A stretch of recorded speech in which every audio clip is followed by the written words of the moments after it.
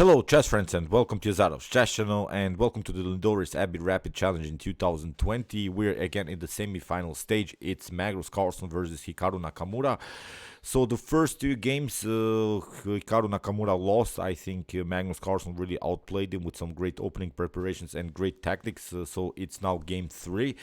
Hikaru Nakamura has to make something happen if he wants to make it maybe to the Armageddon game. I couldn't cover sorry, I couldn't cover the first two games as I was in Zagreb, in my capital. I was shopping with my wife, and you guys know the grip. When you go with your wife, you basically go to buy 2 or 3 things, then you come home and you have bought like 10 things. I really don't like this shopping thing, so it's really not something for me. And look at my wife. She buys like one pair of shoes for 3 hours. I really hate that. I really hate to spend time like this. But okay, we had also some fun. I bought me also some shorts. But okay, it's I really don't like this shopping thing. The guys know what I'm talking about. I'm sure. So, what to say about this Magnus Carlsen Hikaru Nakamura saga? Sort of. It was really a saga, I think, before the match. Because if you don't know. Magnus Carlsen tweeted once that he was a little bit pissed off because Hikaru Nakamura streamed on chess.com, and he streamed on his channel this rapid challenge. So because Magnus Carlsen was the organizer of this very nice tournament, and it's really this saga, this fight sort of shows really, I think, also a little bit the difference between Magnus Carlsen and Hikaru Nakamura.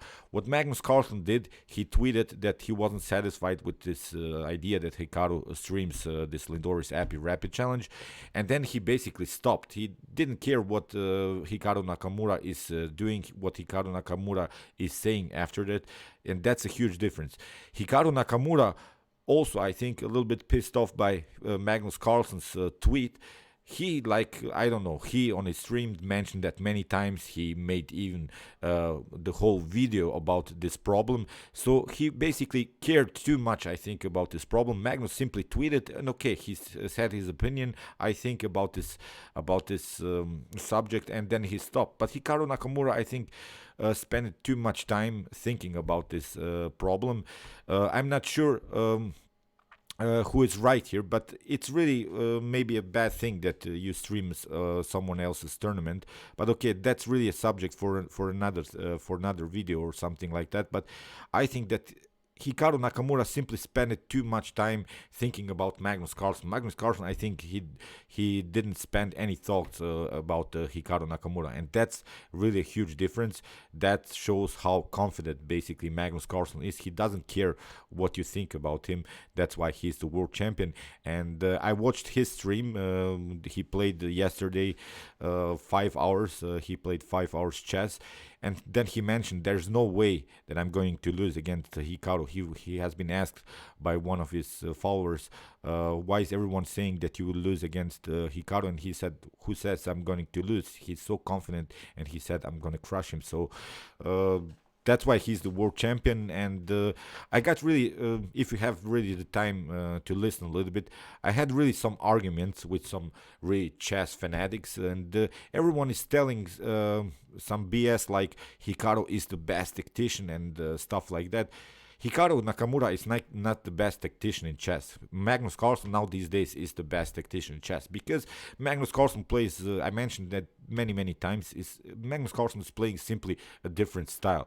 When he wants to play a tactical game, he'll play a tactical game. But we cannot say that Hikaru Nakamura is a better tactician than Magnus Carlsen. We cannot say that Hikaru Nakamura is a better theoretician than Magnus Carlsen. We cannot say that Hikaru Nakamura is a better endgame player than Magnus Carlsen. We cannot also say that Hikaru Nakamura is a better middle game player than Magnus Carlsen. So that's why it's very fair to say that Magnus Carlsen has every right to be confident, and that's why he, as I said, in this match game already, he demolished really Hikaru with the result 2-0 so far. So we are now in game 3, and let's see now what happens. So here e4 played by Magnus.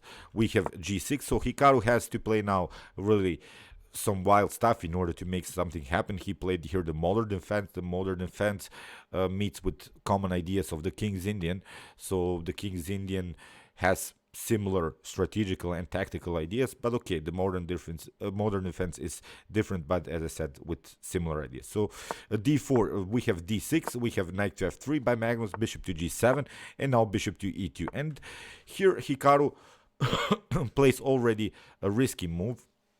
E6 builds this so-called hedgehog formation of pawns. This is this pawn structure. What Black is hoping here for, basically in these types of pawn structures, is sort of a move. So far it's not possible. This e5 is bad because we simply take d takes e5, and after something like d takes e5, Black could simply trade off the queens. That's not the point. But if the position allows it, for instance, then after potential e5, Black's goal here is to play the move d5.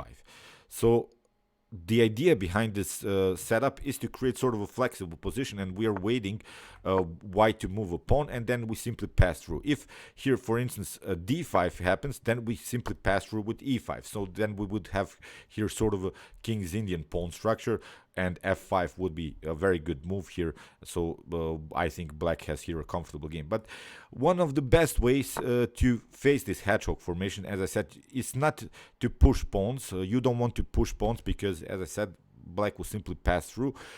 It's the best way here, of course, Magnus castled, and after the move h6 is to bring another pawn into the attack. So now it's not so easy for Black to make something happen. If, for instance, you would have played the knight on c3, then if this knight wouldn't be here, then you would use your third pawn, the f4 pawn, in order to face the hedgehog formation. So, as I said, one of the best ways is simply to bring the third pawn into the attack. So after the move c4, we have g5 by Hikaru. He attacks on the flanks immediately. You see Hikaru is playing very, very risky here so far. And now knight to c3, knight to e7. If you try g4, it's not a problem, I think, here for white, although you have lost sort of a tempo because your knight is attacked. But knight to e1 is simply a healthy move. Your pawn is attacked, you have to play h5, and now knight to c2.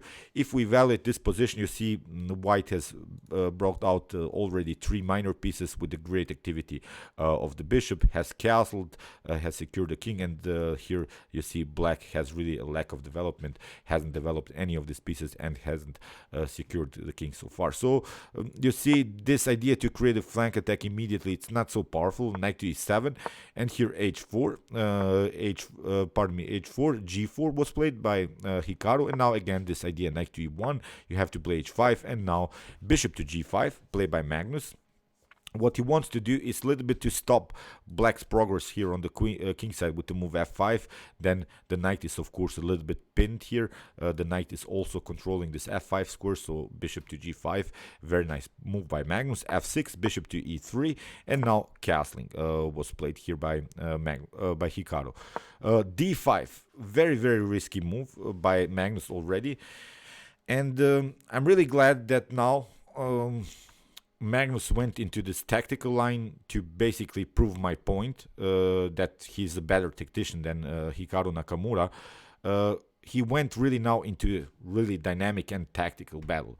I really like this move, although it's not the best move that you can play here. The engine suggests, for instance, here the move f3 to crack the position immediately around these 2 pawns. If you try f5, then again we would have the possibility to play the move bishop to g5, and these pawns will be splitted. With such a lack of development here, I think Black is in serious trouble. So here after move castling, Magnus tried the move d5. Goes simply for the attack, direct duel against Hikaru. Show me what you got, basically. Here f5 by Hikaru, challenging also this e4 pawn, and Magnus played again this idea bishop to g5. So now the f6 pawn is not there, so now we can create again this pin against the knight. So queen to e8 by Hikaru. He wants to get out of this pin, which isn't the best of moves. The better idea is here. The only way, I think, to save this position is to move bishop to c3. It's a very risky move because you're giving up your dark square bishop, and it's really hard to see, especially in this rapid time format. After bishop to c3, b takes c3 can be played, but now maybe f takes e4. After something like f3, That was really our first idea to play, maybe something like that to crack the position around these 2 pawns here. Then after e takes f3 and g takes f3, now e takes d5 would be sort of a possibility to somehow defend here. And after f takes g4, rook takes f1.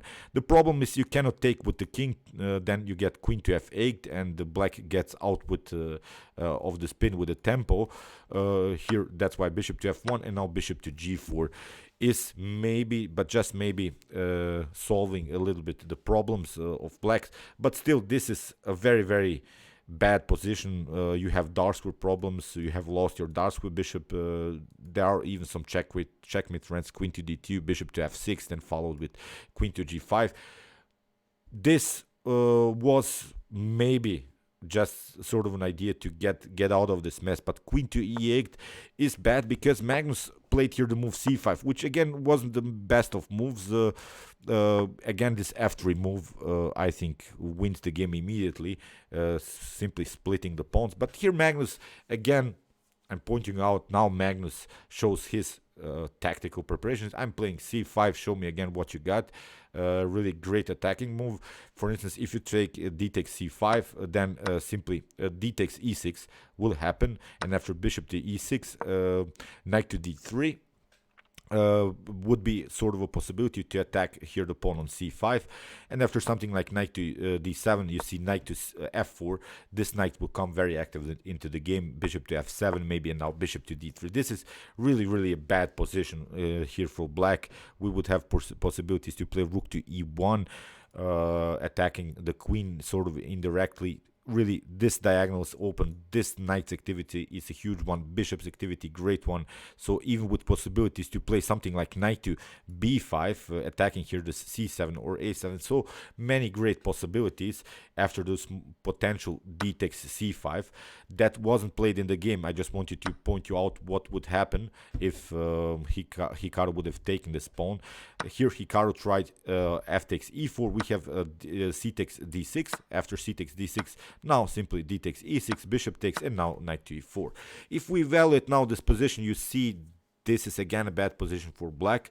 The d6 pawn is weak. Still, this huge bishop activity is annoying. You don't have good squares for your light square bishop, and taking out the pawn is here again not an option. We would have simply rook to b1. If you try to escape, then knight to d6 is our main threat, and followed maybe with bishop to d3. Rook to rook to b7 is again also a possibility, but still, if this knight comes to d6, I think it's game over. But even if you don't take any pawns here, I think look at this pawn structure. We still have a good pawn structure. Still, these are weaknesses, so we would have, from an endgame's perspective, sort of a 3 versus 2 situation. Again, white has a comfortable game. So knight to f5 played here by Hikaru, defending the d6 pawn. Here knight to d3 played by Magnus, simply improving the position of the pieces. He doesn't care for this pawn. This pawn is a weakness anyway. You don't have to rush and take it. Now it's time to protect our b2 pawn. But even I think that Magnus wasn't thinking about defending this pawn. The main idea, the main attacking idea is to bring the knight on f4. That's the main threat. Then to take maybe the light square bishop, and then get our bishop here to c4, because if the bishop comes to c4, then it would be really, really dangerously aiming against black's king. So in the game, knight to c6 played by Hikaru. We have knight to f4, knight to d4, and now bishop to d3, simply improving the position of the bishop. But there is even a better way here to counterplay with the move rook to e1.